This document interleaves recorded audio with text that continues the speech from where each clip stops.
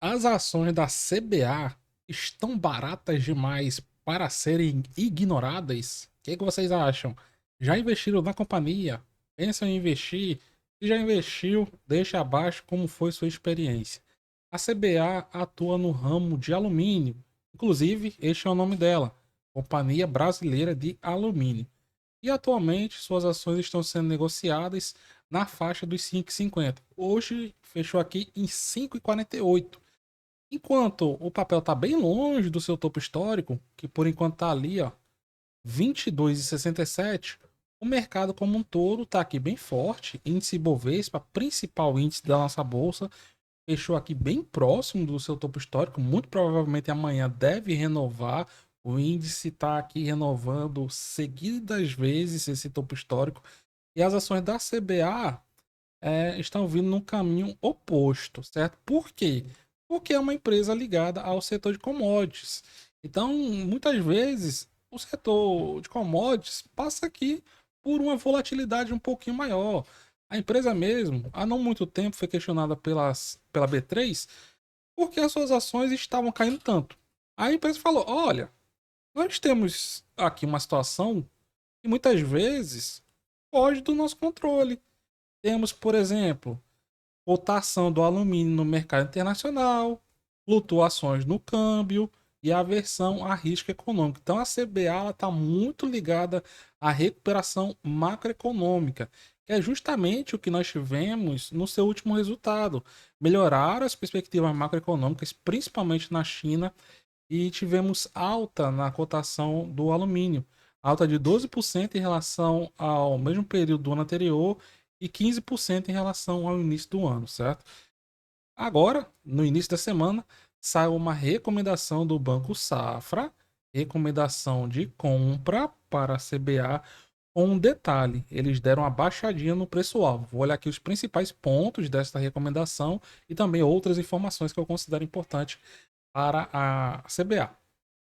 O Safra, ele refletindo o desempenho mais fraco do, da cotação do alumínio, reduziu o preço-alvo de CBAV3 de 8,10 para 7,20. Como vimos, o papel fechou em 5,48, né? Então, se eu tiver aqui comprado hoje, só um exemplo, para 7,20. Potencial de valorização, qualquer forma, muito bom, acima de 30%. E se esse papel um dia voltar para o seu topo histórico, que está lá nos 22,67, 22,67, teremos um potencial de mais de 300% de valorização. Ah, isso significa que vai subir 300%? Não, não significa que vai subir. Mas eu pego aqui, por exemplo, ó, GGBR4, as ações da Gerdau, passaram por um ciclo aqui bem forte de queda, bem forte. Até 2016, ó, o que hoje está no cotado nos 18, chegou a bater lá em 1,74. Na pandemia, já tinha atingido lá os 12, 13 reais. Chegou a bater nos 4,63. Que é aqui, ó, essa grande queda. Saiu da região dos 12 e pouco para os 4,63. E depois retoma o caminho de alta. Até bater no topo histórico ali, ó, 24,64. Por quê? Porque tem ciclos do mercado, certo? Agora, vou voltar para a matéria. Então, os analistas do Safra, eles estão otimistas com o CBA, porque aumentou a probabilidade de corte de juros lá nos Estados Unidos. Só que ao mesmo tempo, vem com os últimos resultados um aumento do perigo de gerar recessão nos Estados Unidos. Então, tanto juros altos quanto recessão são prejudiciais. Tem que haver um equilíbrio entre corte da taxa de juros e desaquecimento da economia, certo? Outro ponto que eles apontam, como importante, é aqui a recuperação do preço internacional do alumínio após meses mais fracos. Eles explicam aqui da grande queda que a empresa teve, até 30%. E à medida que o alumínio passou aos US$ 2.400 por tonelada, a empresa passou a se. A ação da empresa passou a se valorizar, né? A alavancagem operacional para os preços do alumínio é essencial para o caso de investimento da CBA e estamos aproveitando a oportunidade para atualizar nossa recomendação para a compra em vista do desempenho lento das ações em relação a commodities e os níveis de avaliação atraentes. Então, o que eles estão falando? Olha, o alumínio subiu, só que na nossa concepção, as ações da CBA não estão precificando ainda esse crescimento do minério no mercado internacional. Os analistas alertam para riscos, nem tudo são flores. Os principais alertas são materialização da lista de potencial projetos e aumento da produção na China e na Europa, ou seja, concorrência, uma demanda abaixo das expectativas, com possível desaceleração na tendência de eletrificação e piora do cenário imobiliário chinês, e sanções do Reino Unido e Estados Unidos contra o alumínio russo. E agora, vou olhar com vocês como foi o desempenho da companhia nos últimos tempos. Vejam o destaque, ó, do minério de ferro, que no final de maio desse ano chegou a bater em 2.695 dólares por tonelada, o maior preço dos últimos 2 anos. E como nós vimos, no último trimestre ficou acima dos 2.400, 2.520 dólares por tonelada. Em relação ao desempenho do alumínio, demanda do alumínio, mercado chinês, que é esse azul, altamente aquecido, recuperação da demanda, está nos maiores patamares desde 2020. E no mercado, excluindo a China, deu uma queda, leve queda, em relação ao que foi visto em 2022. Mesmo assim, se mantém bem acima de 2020. Estoques globais. Tem uma coisa que eles chamam de ponto de equilíbrio. Ponto de equilíbrio são estoques aqui na faixa dos 50 dias. Quanto mais estoque, menos produção, né? Porque os estoques estão altos. Mas também não pode baixar muito o estoque, porque senão gera aí risco de oferta e demanda. Veja que chegou aqui, ó. Dias de consumo 51, então bem próximo do ponto de equilíbrio.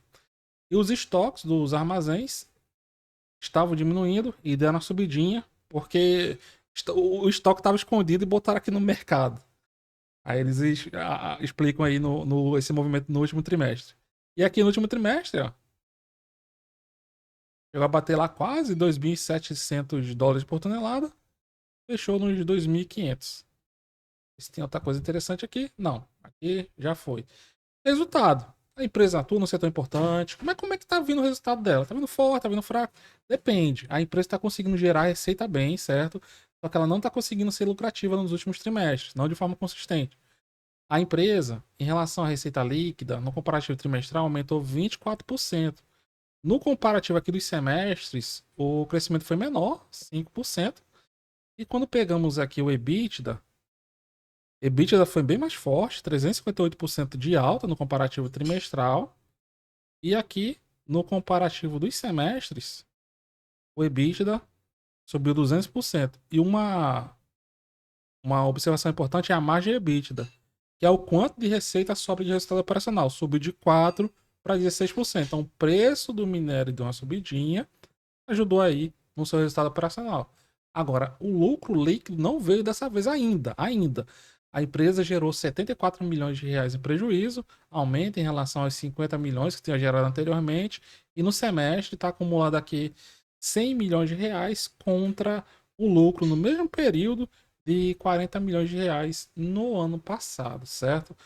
E em relação à CBA, por enquanto, deixa eu ver, 30, é isso mesmo. Ó, por enquanto, a empresa está aqui em prejuízos acumulados 392 milhões de reais. Mas isso não faz dela uma bombinha, apenas uma empresa que está passando por uma variação cíclica e está se recuperando, certo? Quando vamos olhar aqui a parte de desempenho da empresa, últimos 12 meses, quem investiu na empresa não tem do que reclamar, valorização de 33%, zonas importantes, 3,50 região de suporte muito forte e 7,50 região de resistência importante. É a máxima desse período. Trouxe um pequeno comparativo entre a Vale e a CBA também. Elas são empresas que atuam em segmentos completamente distintos. A Vale, ela vai focar aqui mais no minério de ferro, é o carro-chefe. A Vale tem outros minérios? Tem também, tem cobre, tem níquel, mas o carro-chefe da Vale é o minério de ferro. E a CBA não, é alumínio. Tanto aqui a matéria-prima, quanto o reaproveitamento, quanto também a produção de chapas, um exemplo, né? Produtos inacabados, que vão gerar os produtos. Dividend yield, ó, não tem, vamos comparar. Vale está com dividend yield acima de 12%. PL da Vale por volta de 5 vezes. O da CBA está negativo, porque como vimos ela está dando prejuízo. E P sobre VP de ambas descontado. CBA 0,8 e 1,3 da Vale. Entre CBA e Vale, qual é a melhor opção? Com certeza, sem sombras de dúvidas, é a Vale. Ah, então quer dizer que não vale investir na CBA? Vale, vale com certeza. Vale investir na Vale, vale investir na CBA. Mas, por exemplo, se eu tenho uma carteira, vamos dizer que isso é minha carteira, certo? Minha carteira de investimento. Vale, eu botaria um percentual assim, um exemplo. A Banco do Brasil, BB Seguridade, Taesa, TRPL4, VEG. Já CBA, eu botaria um percentual menor, certo? Percentual menor. Por quê? Porque é um ativo que ele tá com mais volatilidade, ele tá, vamos dizer assim, mais sofrido no cenário atual do que esses outros papéis. A Vale, inclusive, está se recuperando bem aí nos últimos dias. CBA também deu uma recuperadazinha.